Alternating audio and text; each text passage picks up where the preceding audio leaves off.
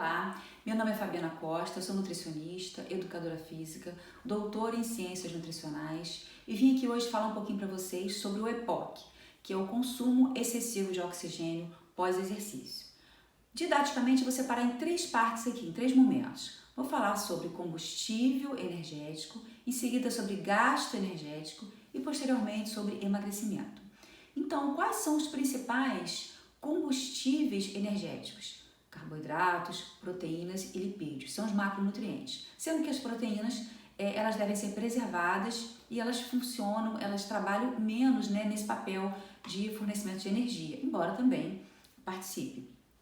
Então, predominantemente, os carboidratos, que são armazenados sob a forma de glicogênio muscular e hepático. Então, esse glicogênio muscular ele será quebrado, então, para gerar energia em atividades de curta duração ou atividade de longa duração, assim como de alta intensidade e baixa intensidade.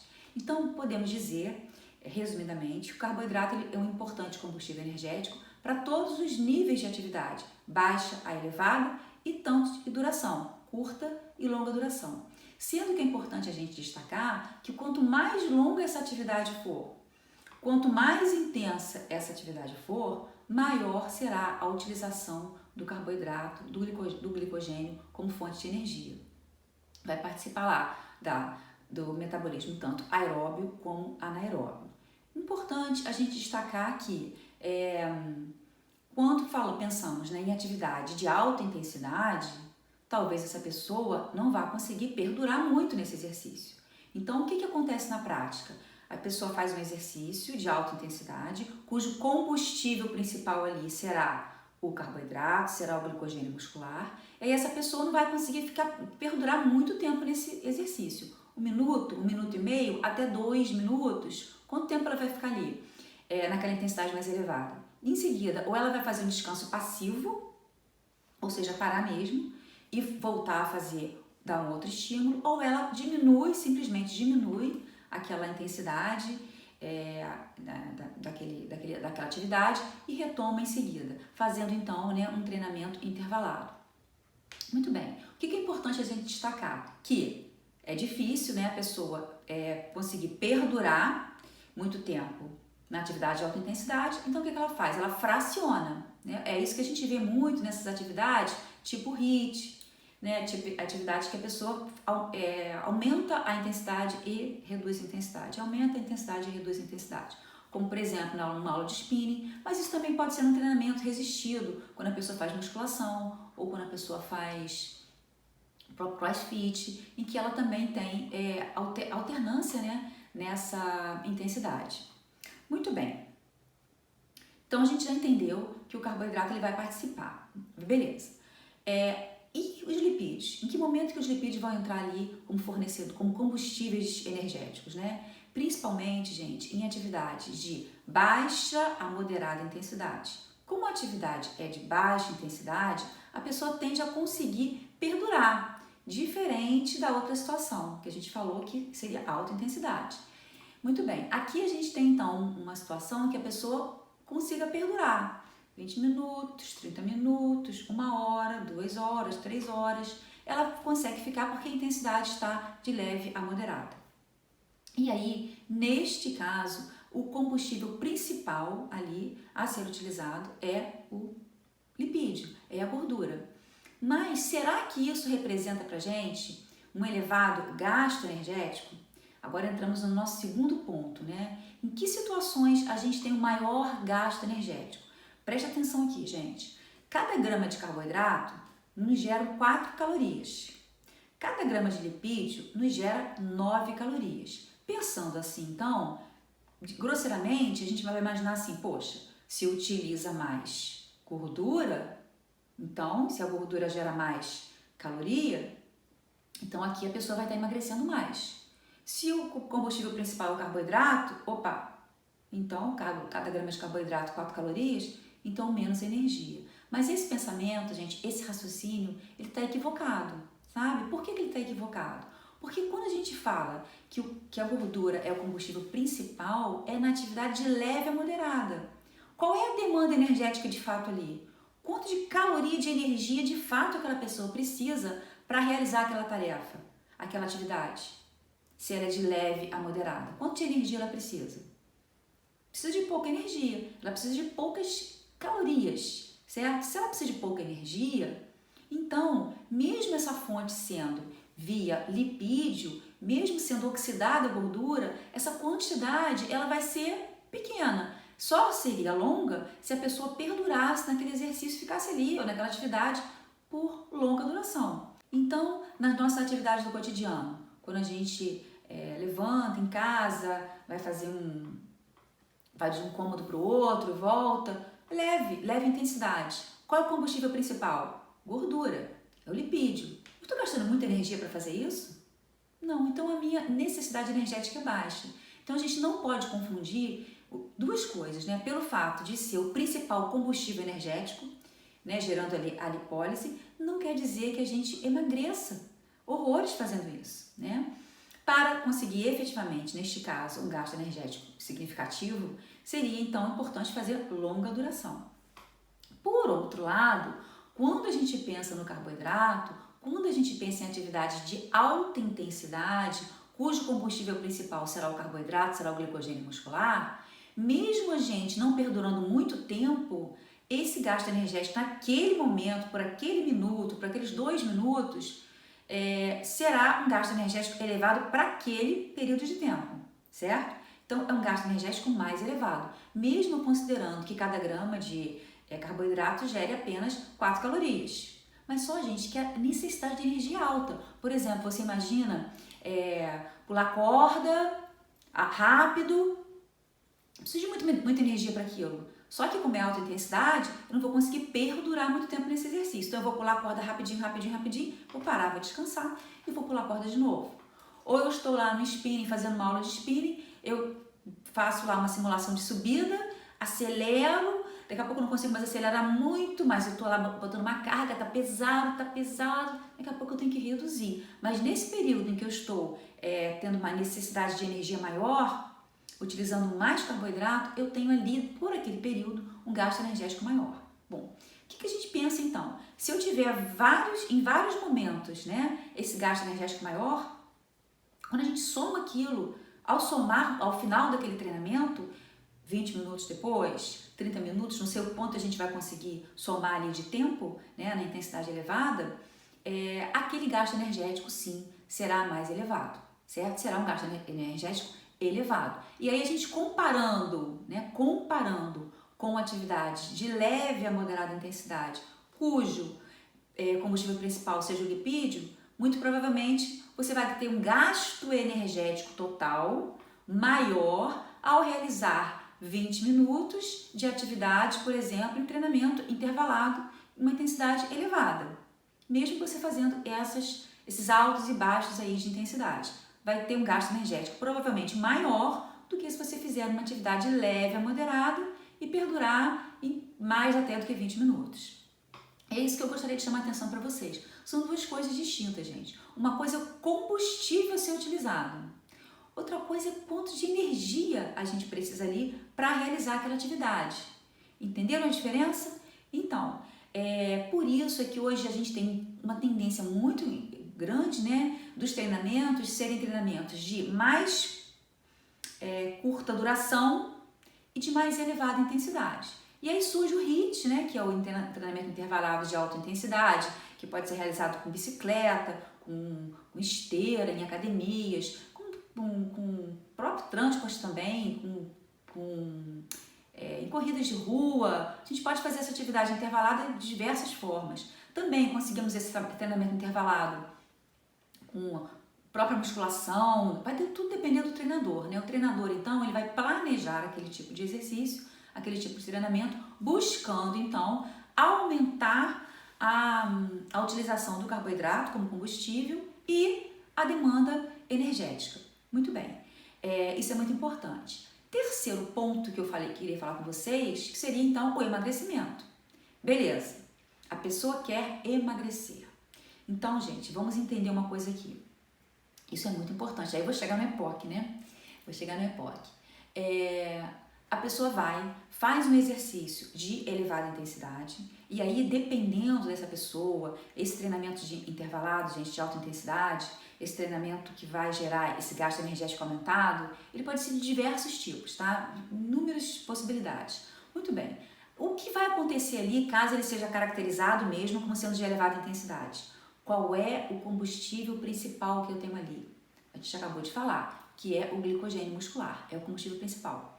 Vai ser utilizada a gordura? Será oxidada a gordura também durante esse exercício? Sim, também, em menos proporção. Será utilizada também a proteína como fonte de energia? Sim, também, em menos proporção. Considerando tudo equilibradinho, né?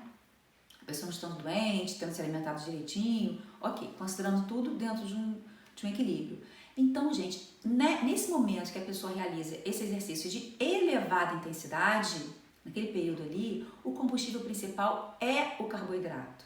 Muito bem, só que ali ele está tendo uma necessidade energética elevada e ele está tendo um metabolismo muito acelerado.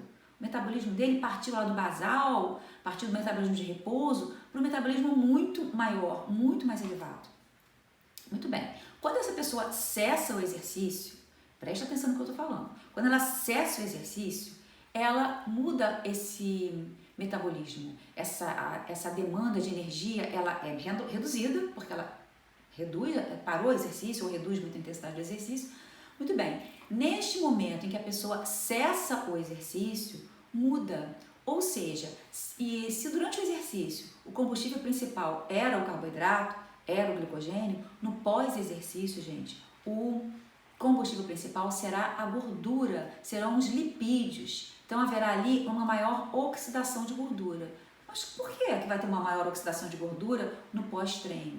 Justamente por causa do EPOC.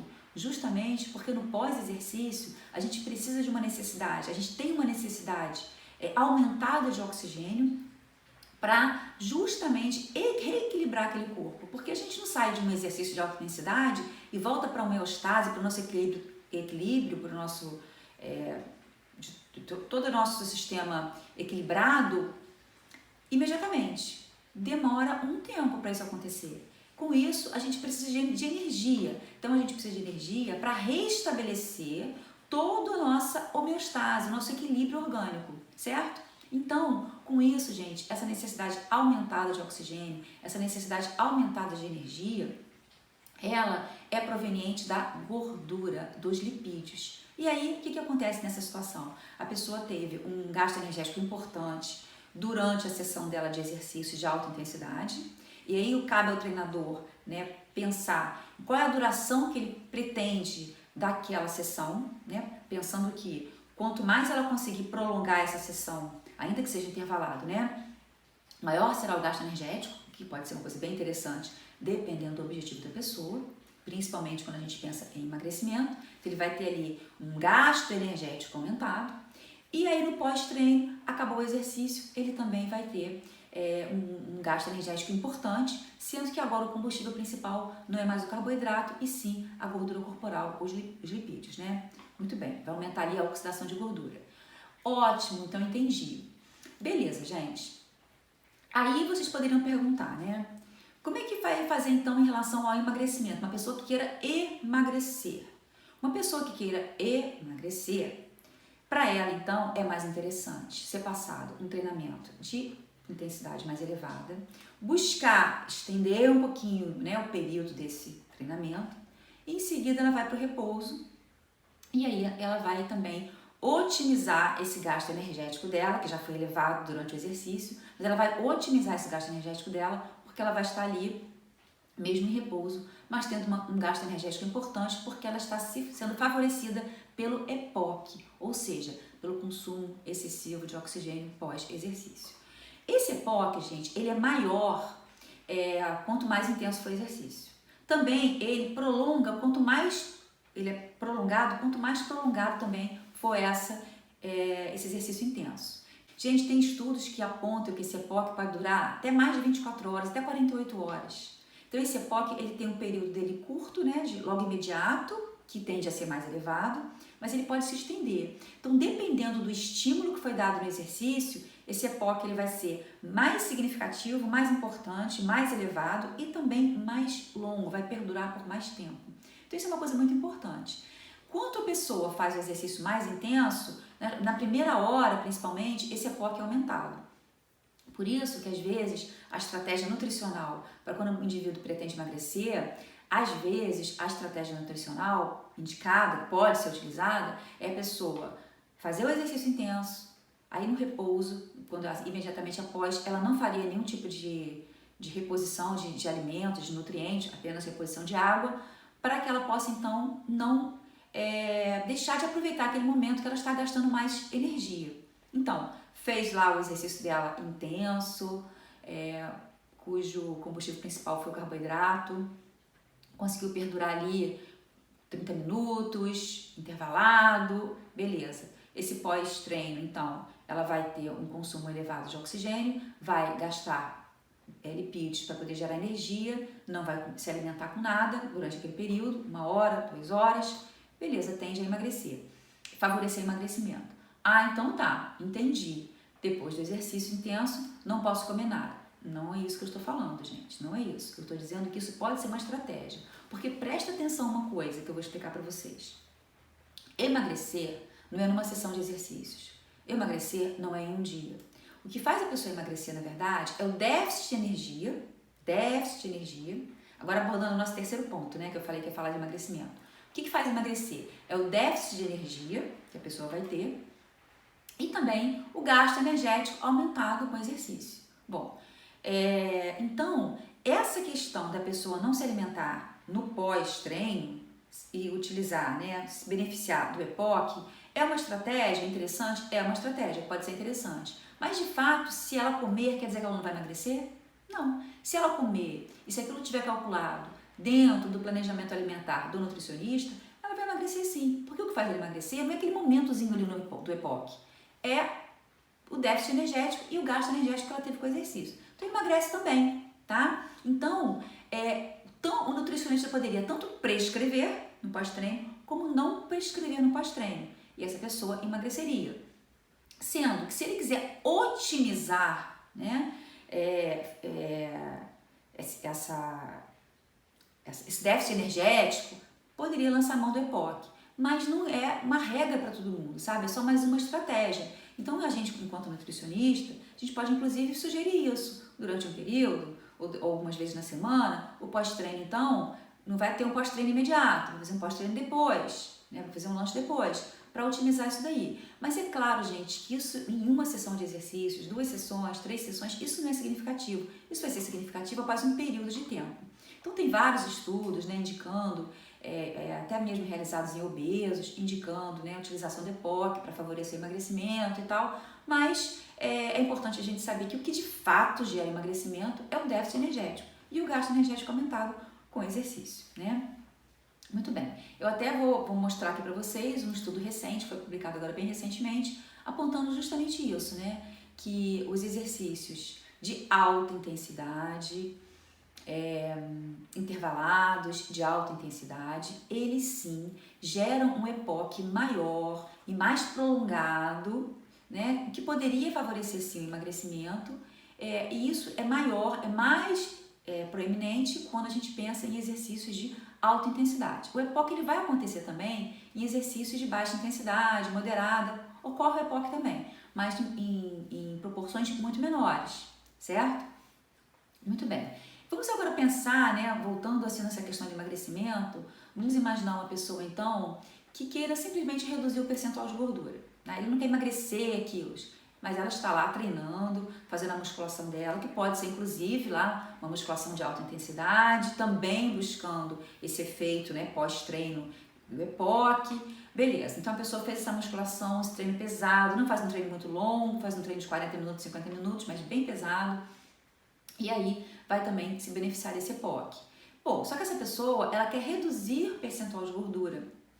Essa pessoa não pretende emagrecer horrores, ela quer reduzir a gordura corporal. Então, uma estratégia também poderia ser, gente, do pós-treino desse indivíduo, não ofertar nada, né? Agora, se prepara bem no pré-treino, no caso, faz um pré-treino com carboidrato, com proteína, vê lá a energia total do dia também. Se a pessoa não quer emagrecer, então você também pode causar um déficit energético, senão ela não quer emagrecer, senão ela vai emagrecer e ela pode até perder massa magra. Então, o que a gente pensa ali, neste caso? Se é só mudança de composição corporal, na verdade, só reduzir um pouco a gordura corporal, a gente pode, então, não mexer tanto na oferta de energia e se beneficiar nesse pós-treino de ficar um tempo sem se alimentar.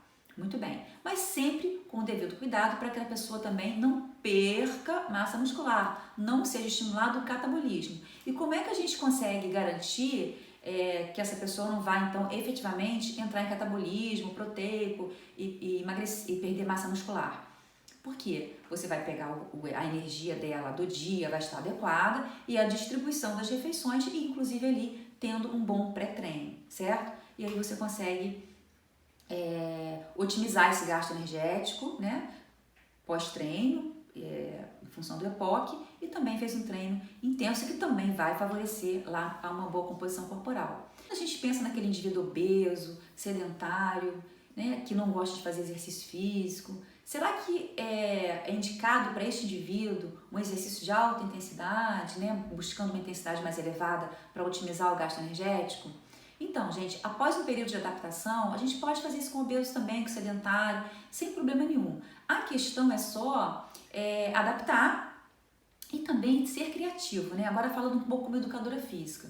Poxa, você vai colocar aquele obeso, aquele indivíduo sedentário, que acabou de ingressar na academia, naquela atividade, como muitas vezes eu já vi isso acontecendo. Coloca lá na esteira, atividade leve a moderada, fica lá 30 minutos, 40 minutos, e aí seu obeso fica lá, tal, né? Um gasto energético baixo, e aí precisa prolongar para ter algum sentido, né? Aquela ida dele à academia, para favorecer de alguma forma o emagrecimento.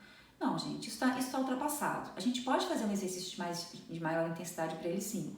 Então pode ser uma musculação, pode ser uma bicicleta, pode ser a própria esteira, a gente pode fazer um trabalho acelerando um pouquinho mais, diminuindo, bota um pouquinho de rampa. Uma outra coisa também que eu acho super interessante, se esse indivíduo estiver trabalhando, por exemplo, fora, né, de academia, uma caminhada. Uma caminhada simples, a gente vai cair naquela questão da baixa intensidade e longa duração, vai cair na mesma situação. Mas se essa pessoa estiver fazendo uma caminhada e ao mesmo tempo fizer movimentação com os membros superiores, ela vai ali estar, sim, estimulando, né, promovendo um gasto energético maior, vai aumentar a frequência cardíaca dela, ela vai hiperventilar, vai ficar mais ofegante, vai gerar ali, sim, um metabolismo, né, mais predominantemente anaeróbio, vai utilizar, sim, mais carboidrato, vai caracterizar, sim, um exercício de elevada intensidade, mas daqui a pouco ele já para de mexer os braços, volta somente a caminhada ou para. A gente pode conseguir, gente, esse intervalado de várias formas que sejam confortáveis para o indivíduo. Então, um períodozinho de tempo mais intenso, retoma. Períodozinho mais intenso, retoma. Isso vai ser, inclusive, muito mais motivante para o indivíduo do que ele ficar ali 40 minutos, 50 minutos. Quantas vezes já ouvi até 1 hora? Quantas vezes a gente já ouviu assim, para emagrecer, não vai fazer musculação. Para emagrecer, primeiro entra na academia e faz esteira.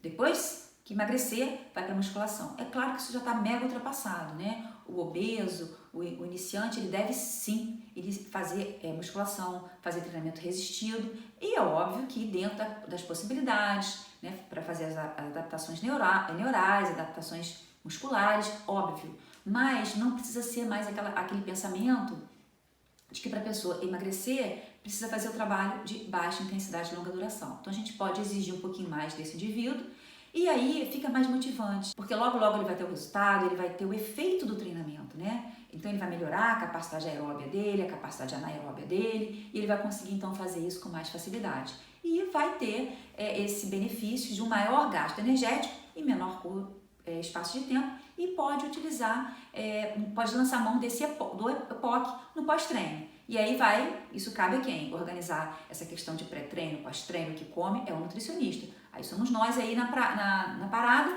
organizando esse cardápio e explicando por que comer ou por que não comer. Nenhuma situação está errada, nem comendo, nem não comendo. Porque se você pretende que a pessoa emagreça, a primeira coisa que você vai fazer enquanto nutricionista, como eu já falei, é o déficit de energia. Se você vai lançar mão ou não do EPOC, é outra questão. Pode ou não lançar. Nenhuma das duas situações está errado, tá? É isso que eu queria deixar claro para vocês. Então, quando a gente pensa em um plano alimentar individualizado, é muito bom a gente saber o que esse indivíduo está fazendo de fato na academia, ou mesmo no personal, indoor, outdoor, enfim. Hoje a gente vê muita gente treinando em casa, mas o que essa pessoa está fazendo para a gente poder justamente planejar da melhor forma possível, e se for o caso de emagrecer, a gente pode sim lançar mão, né, desse período pós-treino, do EPOC, daquele consumo de oxigênio aumentado. A gente pode sim lançar mão disso e a pessoa não comer nada. O que a gente não pode fazer é deixar essa pessoa acabar o exercício, ficar com aquela sensação de fraqueza, de cansaço, né, e ficar se sentindo mal. Não é isso. Então você daria, nesse caso, faria um fracionamento, inclusive ali no pré-treino. Outra coisa importante também que eu quero chamar a atenção é que quando você está nesse momento do EPOC, é comum que você não tenha fome. Por quê? Por que não vai ter fome? Porque justamente, como está ali havendo, né, a quebra do triglicerídeo, uma mobilização de ácidos graxos, né, no sangue, essa mobilização de ácidos graxos, justamente isso tira o apetite. Por isso que muitas vezes a pessoa acaba o treino e não tem fome. Essa fome vem depois. Então a gente pode aproveitar isso. Quando é que às vezes a pessoa acaba o treino e tem mais fome? Muitas vezes acontece uma fome imediata, é porque talvez essa pessoa não tenha se alimentado adequadamente no pré-treino. Mas é muito mais esperado que a pessoa no pós-treino não tenha todo esse apetite. Esse apetite vem depois, justamente por causa da lipólise aumentada, por causa dos ácidos graxos circulantes ali, certo? Então, eu espero que eu tenha sido clara, que eu possa ter contribuído de alguma forma nos planejamentos que vocês podem vir a fazer, a traçar, e dizer assim que a gente deve ter diferentes estratégias, né, procurar individualizar, para que não fique sempre igual, né? O indivíduo, o nosso cliente, ele gosta de que isso seja diversificado, mas para isso a gente precisa conhecer o que ele está fazendo, né, lá no programa dele de treinamento, tá bom? Então tá bom, até a próxima, tchau, tchau!